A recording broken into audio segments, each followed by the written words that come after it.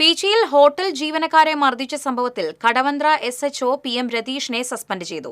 ദക്ഷിണ മേഖല IGS Shyam സുന്ദറാണ് രതീഷിനെ suspend ചെയ്ത് ഉത്തരവിറക്കിയത്.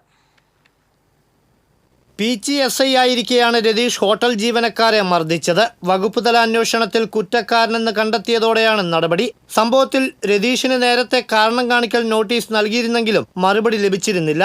മറുപടി ലഭിക്കും വരെ കാത്തിരിക്കേണ്ടതില്ലെന്ന ആഭ്യന്തര വകുപ്പിന്റെ നിർദ്ദേശത്തെ തുടർന്നാണ് സസ്പെൻഷൻ നടപടിയിലേക്ക് കടന്നത്. പോലീസ് മർദ്ദനത്തിൽ മുഖ്യമന്ത്രി നിയമസഭയിൽ മറുപടി പറഞ്ഞ മണിക്കൂറുകൾക്കുള്ളിലാണ് നടപടി. 2023 മെയ്യിലാണ് ഹോട്ടൽ ഉടമയായ KP ഔസേപ്പിനും മകനും ജീവനക്കാർക്കും പീച്ചി സ്റ്റേഷനിൽ മർദ്ദനമേറ്റത്. ഹോട്ടലിലെ ബിരിയാണിയെ ചൊല്ലി പാലക്കാട് സ്വദേശിയുമായി ഉണ്ടായ തർക്കത്തിന് പിന്നാലെയായിരുന്നു ഇത്. പരാതി പറയാനെത്തിയ ഹോട്ടൽ മാനേജറെയും ഡ്രൈവറെയും അന്നത്തെ പീച്ചി സ്റ്റേഷൻ SI ആയിരുന്ന രതീഷ് മുഖത്തടിക്കുകയായിരുന്നു. പിന്നാലെ വിവരമറിഞ്ഞെത്തിയ ഔസേപ്പിനെയും മകനെയും രതീഷ് ഭീഷണിപ്പെടുത്തി. തന്റെ നിരപരാധിത്വം തെളിയിക്കാൻ പോലീസ് സ്റ്റേഷനിലെ CCTV ദൃശ്യങ്ങൾക്കായി ഔസേപ്പ് ശ്രമം നടത്തിയിരുന്നെങ്കിലും പോലീസ് നൽകാൻ കൂട്ടാക്കിയിരുന്നില്ല.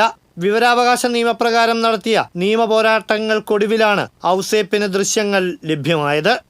TCV തൃശൂർ.